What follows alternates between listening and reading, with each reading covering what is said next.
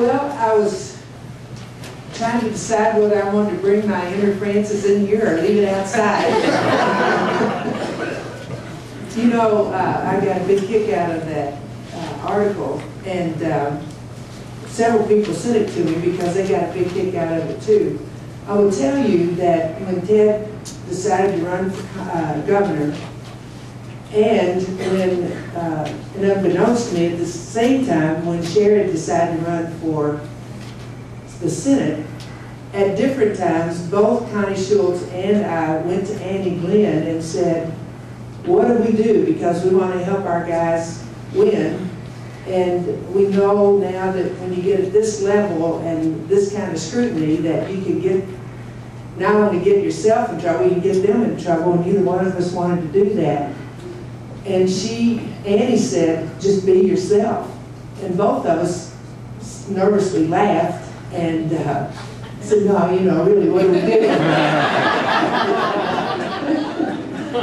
And she got really serious and just beamed right in on my eyes, and she says, be yourself. People don't like phonies, and they'll see right through you, and that's the way to do it. So I was teasing her later. I told her I went home and told Ted that she told me to just be myself, and that he said, well, Annie's pretty good, but you don't have to believe everything she says. So sometimes being yourself can get you into trouble, and but I think the being yourself part is if you tend to be more of a down-home kind of person, you just might as well be that way, because people can see through anything to try to be more sophisticated than you really are. My biggest problem is I'm introverted by nature. Most couples, I think, complement each other. I mean, one's more outgoing, one is more ingoing. You find, or is there any such thing as ingoing? Introverted. And I have a hard time wanting to think that you all really want to see me, and and I get a big kick out of the fact that most people have no idea who I am. If they saw me out on the street, they wouldn't know who I was. How many in this room would be able to recognize you if you saw me and recognize me? Well, that's pretty good for this group. It's about like half. I got that very early on in the fact that I decided to try to keep a relationship with Hope Taft. She'd gone through a bad patch there, especially the last 2 years. And as a spouse of a politician, I understood how that could happen. And I know that most of us worked really hard to back up the work, and I knew she had done a lot of hard work, especially on that garden.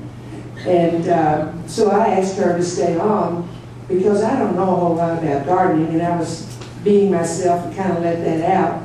And so she, bless her heart, decided that she would stay on. I think that's not an easy thing for her to do. But early on, we went over to the Franklin Conservatory. She wanted me to meet the people over there and see how they do things. So I had a couple people with me. I think she had a couple people with her, and then some of the leadership of the Franklin Conservatory were walking around with us. And we had quite a little entourage going. So as we were getting ready to go out, I was coming up a ramp, and there was a woman standing right over here, and she just looked at me and looked at me and looked at me, and so I thought, well, you know, we locked eyes, and it was kind of uncomfortable for me, and I said, is there something you'd like to ask me? And she said, I'm just trying to figure out if you're somebody.